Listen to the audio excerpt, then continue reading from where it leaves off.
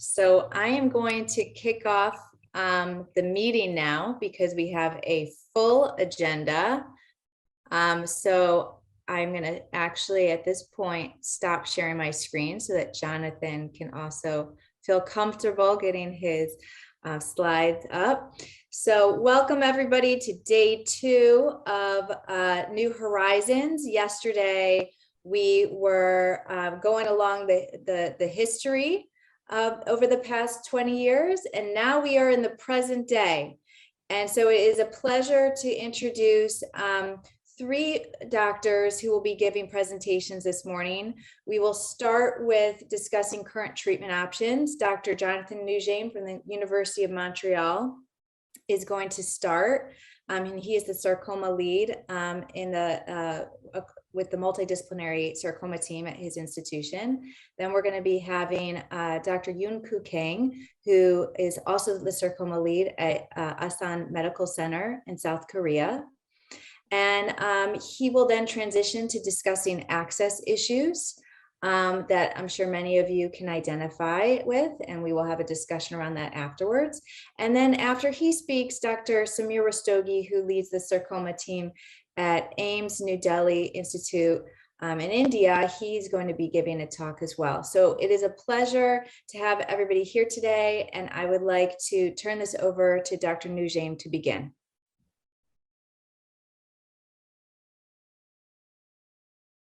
Good morning, good afternoon, or good evening, depending on where you're joining us. So I thank the organizers as well as the LifeRaft group to give me the opportunity today to talk about the current treatment options we have to treat patients with GIST. The good news is that the options are continually expanding, and we'll touch a bit of each. Here are my disclosures. So in the next 15 minutes, I'll briefly update on the role of adjuvant imatinib for localized resected GIST, but I'll go more in depth in the current standards of care for managing advanced GIST. So in the adjuvant setting, nothing has changed much since the landmark trial done by the Scandinavian Sarcoma Group that looked into comparing 1 year of imatinib to 2 years of imatinib for high risk GIST determined by tumor size and mitotic count. And then the last couple of years, the 10-year update showed that 3 years of imatinib showed quite a relative improvement in recurrence-free survival, going from 42% for 1 year patients of imatinib to 53% of recurrence-free for patients receiving 3 years of imatinib. And at the 10-year mark, the overall survival, the benefit has increased, going from 65% for patients receiving only 1 year of imatinib to 79% for patients receiving 3 years of imatinib. So for now, adjuvant imatinib 3 years remains the standard of care and will not change for the upcoming years. So now let's take a look more in the advanced setting. So as you well know, gastrointestinal stromal tumors are activated tyrosine kinase driven tumors, and the 2 major players are the KIT and PDGFR, with a majority of mutations happening in the exon 11 of KIT, activating the tyrosine kinase inhibitor. So prior to the introduction of imatinib, gastrointestinal tumors were quite challenging to treat with conventional chemotherapy, did quite poorly until the introduction of imatinib. So imatinib is a selective tyrosine kinase inhibitor, which its goal is to block the linkage of the ATP to the tyrosine kinase, therefore preventing it from activating subsequent signaling pathways that drive tumor progression. And the clinical benefit of imatinib was highlighted by 2 major trials, one led by the ERTC group that compared 2 different doses of imatinib, one being 400 milligrams and the other being 800 milligrams once a day. And they've shown a significant benefit in progression-free survival hovering around the 2-year mark. And this was also translated in a major overall survival benefit both groups being comparable around the 3.9-year mark. So as a reminder, where we left off, compared to the historical patients treated with doxorubicin, the introduction of imatinib in advanced GIST was a major breakthrough. Subsequent genotyping testing done in different patients on trial have shown that patients carrying an exon 11 KIT mutation had a better favorable prognosis compared to patients with exon 9 mutations. However, the exon 9 mutation patients could be overcome by increasing imatinib to 800 milligrams once a day, and now today proves a standard of care for patients progress on either on 400 milligrams or being started right off the bat at 800 milligrams for patients with exon 9 KIT mutations. So to summarize imatinib in the first line, at the 10-year mark update of these trials, I'm happy to say that more than 20% of patients are still on therapy and still maintaining long-term remission. However, unfortunately, more than 10% of patients will present upfront with a primary resistant mutation to imatinib and therefore represent a group with a high unmet medical need. However, more than half of patients in the first couple of years of being on imatinib therapy will finish by progressing, and the reason for that is the acquisition of secondary resistant mutations. So these mutations happen and span around between exon 13 and exon 18. And then as a reminder, imatinib links itself more in the juxtamembrane domain. So mutations happening further down manage to activate the tyrosine kinase despite being linked to imatinib. And with the advent of other tyrosine kinase inhibitors, sunitinib managed to overcome, to a certain degree, these secondary resistant mutations. So compared to imatinib, sunitinib is what we call a dirty tyrosine kinase inhibitor because it does not only inhibit the KIT and PDGFR signaling pathway, but also other signaling pathways, including the VEGFR signaling pathway, which is quite predominant in numerous cancers. So the clinical benefit of sunitinib was highlighted by a phase 3 trial comparing sunitinib at 50 milligrams once a day, 4 weeks on, 2 weeks off, compared to placebo. And time to tumor progression was improved with sunitinib going from 6.4 weeks in the control arm to 27.3 weeks in the sunitinib arm. And this translated to an overall survival benefit with a median overall survival going from 14.9 months to 17 months. And I always like to look at real life data and compare it with clinical trial data. And this is data coming out from the LIFE-RAF registry group. And we could see that with the introduction of sunitinib in the second line, there was a definite improvement in survival for GIST patients. So for the last 10 years, sunitinib has been the current standard of care in the second line, but thankfully it is now being currently challenged with a new drug called ripretinib on the basis of the INTRIGUE trial. So INTRIGUE is looking at comparing sunitinib to ripretinib in the second line. And I had the opportunity to put patients and enroll patients in this trial. So the trial is currently closed and we're waiting for data to mature. And hopefully this will create a new standard in the near future. So for patients progressing on sunitinib, third line standard of care remains regorafenib. So regorafenib, similarly to sunitinib, is also a dirty tyrosine kinase inhibitor, not only inhibiting the KIT and PDGFR pathway, but as well as different other pathways, including the RAS-MEK pathway. And the benefit from regorafenib was highlighted in the GRID trial. So this was a phase 3 trial comparing regorafenib at a dose of 160 milligrams once a day 3 weeks on, 1 week off compared to placebo. And in this trial, crossover was permitted, therefore sometimes muddying the interpretation of survival data. So there was a clear benefit in progression-free survival for patients progressing on sunitinib, with a median progression-free survival going from 0.9 months to 4.8 months for patients receiving regorafenib. At the time of publication, no difference in median overall survival could be discerned. However, as the years went on and the data matured, with some mathematical gymnastics, they were able to compare.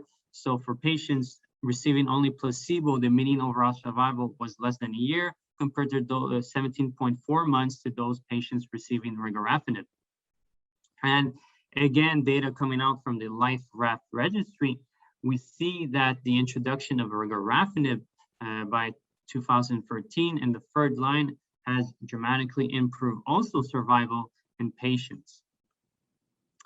So what's interesting is that once patients progress after 3 lines of therapy, when you do analysis on the circulating DNA for these patients, we see that secondary KIT mutations remain the predominant mutations driving tumor progression compared to primary KIT mutations. Therefore, it's quite logical to assume that if we had better drugs targeting these secondary resistant mutations there, we could improve patient outcomes.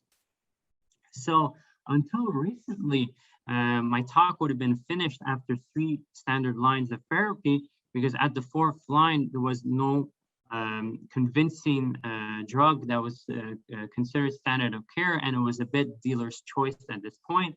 And for accessibility issues for other tyrosine kinase inhibitors, we used to keep patients on regorafenib even beyond progression because there was certain benefit there.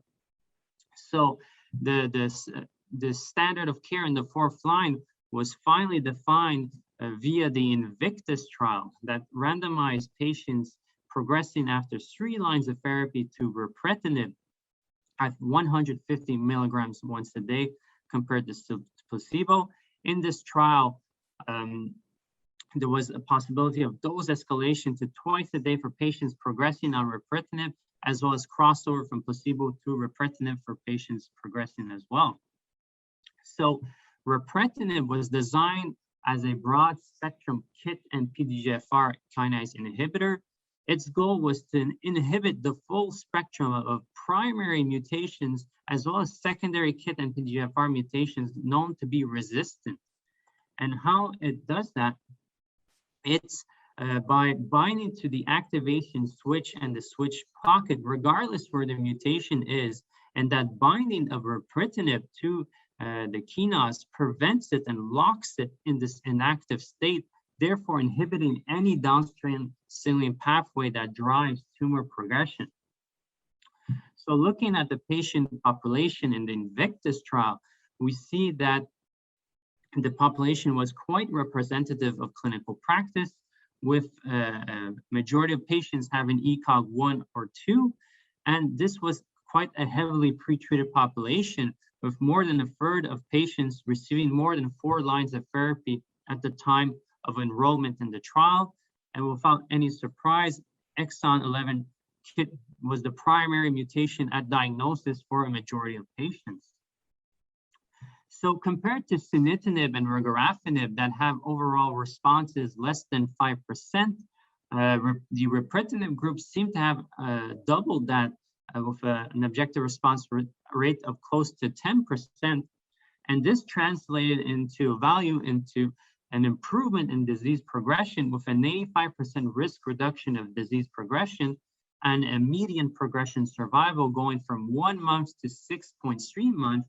And this improvement in median progression-free survival also translated into an improvement in overall survival of a 64% risk reduction of death compared to placebo, and a median in overall survival improving from 6.6 months to 15.1 months. And for patients crossing over to ripretinib after progression on placebo, we see that their median overall survival does not overlap therefore stressing the importance of offering ripretinib as early as possible in this patient population. And in terms of tolerance, the most significant adverse effect that's different compared to all previous therapies in patients is alopecia, which could be sometimes problematic, especially for female patients. However, other side effects were minor and being predominantly caused by tiredness, a bit of nausea and diarrhea, but thankfully no serious side effects were noted in this trial. So therefore, I would consider ripretinib as a very tolerable drug. And this was also translated as an improvement in the quality of life data. So comparing patients on placebo, we see that patients on ripretinib had maintained a good quality of life, while those on placebo had a dwindling quality of life due to cancer symptoms progression. And looking at translational science in the Invictus trial, we see that patients carrying in their circulating DNA either primary exon mutations, KIT 11 or KIT exon 9, or secondary resistant mutations, all groups benefited from the ripretinib as it was designed to do. Now, for patients progressing on ripretinib, dose escalation showed a limited benefit, but still 26% of patients were still on the double dose at the 6-month mark, but the median duration of treatment was 3.7 months. So there's still an unmet medical need to meet for this group of patients progressing now after 4 lines of therapy. So I'm happy to say that in 2021, we have an increased available options. My colleague, Dr. Kang, will present soon the data underlying avapritinib and its place in the treatment algorithm. But as we stand today, we now have 4 good options that are responding and help in filling the void of secondary resistant mutations, especially with the arrival of ripretinib. And as you could see, since 2002, we have made quite a leap forward in the last 2 years with the introduction of avapritinib and ripretinib. And when we look at ripretinib and its improvement in median progression-free survival, as well as the improvement in overall response rate, we see the rationale of trying to bump up ripretinib now in the 2nd line. So I'm very excited to see data coming out from the INTRIGUE trial in the next year or 2. And just to touch base a bit on access in Canada.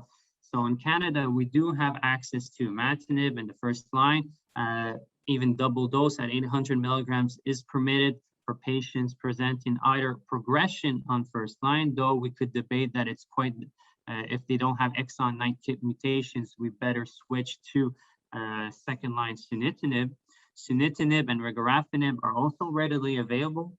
Ripretinib has been approved by Health Canada and is currently accessible through a special access program. So it was submitted for reimbursement, and maybe by the end of the year or early 2022, we should have results. And I'm quite confident that it will be reimbursed. And avapritinib also remains accessible through a special access program for patients presenting D842 mutated just in the PGFR. So I thank you today for your attention, and I'll let Dr. Kang carry on with the difficult task of telling us what to do currently as standard of care for patients not progressing after 4 lines of therapy.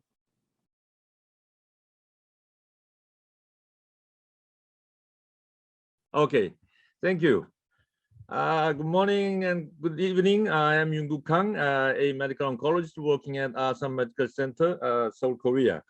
It's my great pleasure to join this LifeRaft Group conference. Dr. Nurjaim have already talked about the 4 standard TKI treatments for GIST. I will talk about the 5th standard agent, avapritinib, first. And then I will talk about the resumption of imatinib after failure of all available effective treatment. And lastly, I will briefly comment on the surgical resection of residual lesions after control with imatinib. PDGFR alpha D842V mutant GIST is notorious for the resistance to standard TKIs.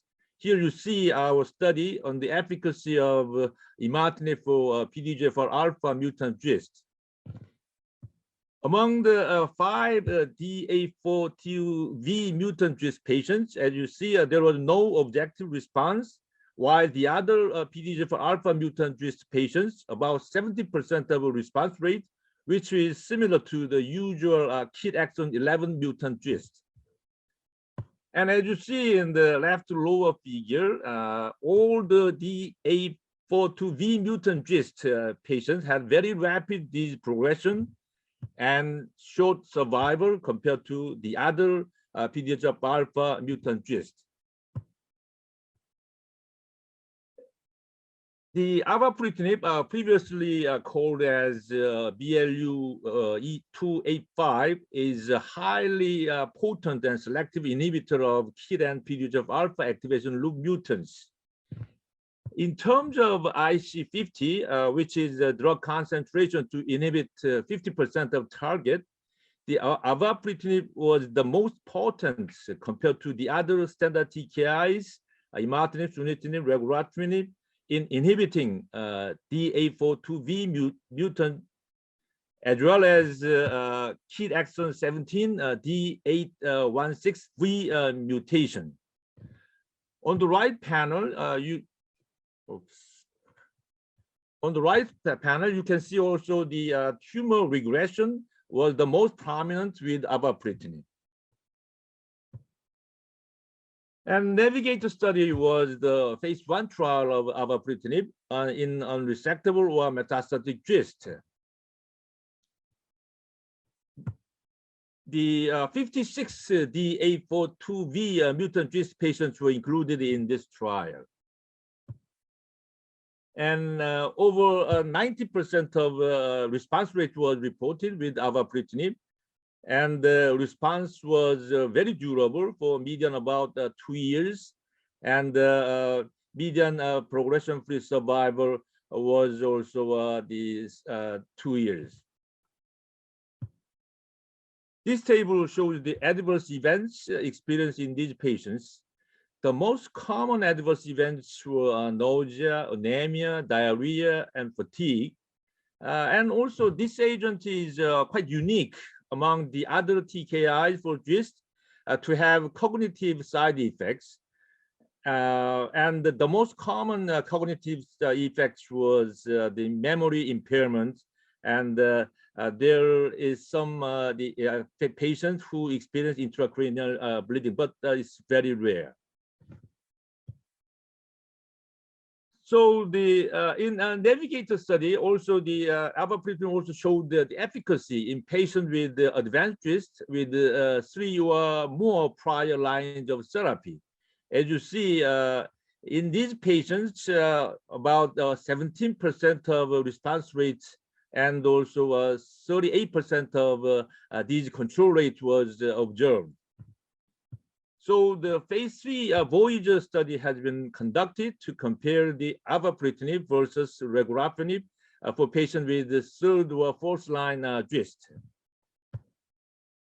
But unfortunately, the study did not meet the primary endpoint of progression-free survival. The avapritinib was not better than the regorafenib in progression-free survival in these patients. So in summary of avapritinib, the avapritinib is the highly effective for PDGFR alpha exon 18 D842V mutant GIST. So it's approved in US for the treatment of PDGFR alpha exon 18 mutant GIST, and also in Europe for PDGFR alpha exon 18 D842V mutant. For the other genotype, however, the avapritinib was not better than regorafenib for the 3rd line treatments. And regarding the adverse management of adverse events, the early recognition of adverse events and tailored dose modification appear to be effective, and dose reduction does not appear to result in reduced efficacy. And patients' cognitive functions should be assessed at baseline and monitored carefully throughout the treatment. And the dose interruption is recommended at the first sign of any cognitive effect, including the grade 1 events. Finally, I'd like to say that the D842V mutant GIST is often quite indolent tumor, so it is not necessary to start avapritinib immediately after the metastasis or recurrence. I have several patients with this D842V mutant GIST with metastasis who are just in observation without treatment because of very slow progression. Next, the rationale of the resumption of imatinib after failure of all available TKIs as follows. According to the principles of oncology, rechallenge of any chemotherapy agents is not recommended if those agents have failed previously in the patients. But the expert consensus recommends a rechallenge of a TKI that failed previously in GIST. It's because we see a flare-up on the PET scan after discontinuation of TKI, and among the multiple clones present in the patients, some are still sensitive to TKI even in case of progressive disease. And also the retrospective studies suggested potential benefit from a rechallenge of TKIs after a prior failure. So the phase 3 RISE study was designed. The patient with prior clinical benefit from the first-line imatinib and progression with both first-line imatinib and second-line sunitinib were randomized to receive either placebo or imatinib. And at the time of progressive disease in the placebo arm, the crossover to receive imatinib was allowed. And as you see, imatinib rechallenge prolonged progression-free survival significantly after failure of all available therapy compared to the placebo. Although the absolute amount of benefit was not large, the median progression-free survival was 1.8 months in imatinib arm and 0.9 months in placebo arm. Lastly, let me talk about the surgical resection of residual disease after control with imatinib.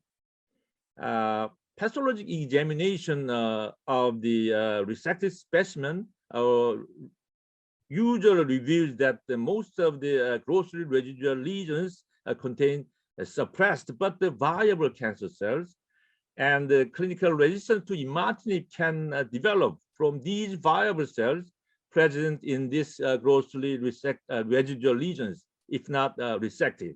So the resection of these residual lesions can prevent or delay the emergence of clinical resistance to imatinib. To assess the efficacy of surgical resection of residual disease, we have conducted a retrospective study, and we have compared the treatment outcomes of 42 patients who have resected their residual disease after control with imatinib, with 92 patients who did not resect but just continue imatinib, and found that the resected patients have significantly better progression-free survival and of the imatinib and the overall survival. And this resection was also found as an independent good prognosis factor in the multivariate analysis. Further, we have recently reported long-term survival outcome of about 400 GIST patients who started imatinib for metastatic or recurrent GIST in our institute between 2001 and 2014. As you see, we could confirm quite good results. Median progression-free survival with imatinib was 5.4 years, which is much longer than the reported before, about 2 years. And also the median overall survival was 8.8 years, which was also quite longer compared to the reported before, the about 5 years. And we also compared the treatment results between the early and late periods in our study. And as you see, the results was significantly better in the recent period. And I'd like to draw your attention to the right panel, the progression-free survival with imatinib. You can see a much better trend in progression-free survival in recent years.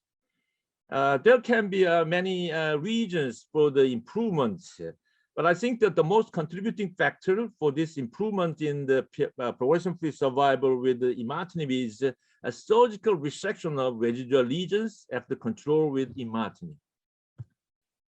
In total patients, about 20% of patients in our the patient population had resected the residual lesions. And comparing the two periods, as you see, resection was done 2 times more in period 2. So in summary, the avapritinib is highly effective for the treatment of a patient with PDGF-alpha D842V mutant GIST and became the standard treatment for this mutant. Secondly, resumption of imatinib is a treatment option after failure of all available effective treatment. And lastly, the surgical resection of residual lesions is beneficial after control with the imatinib of metastatic GIST. Okay, thank you very much. And then Thank you for those presentations. Really appreciate it. We're now going to transition to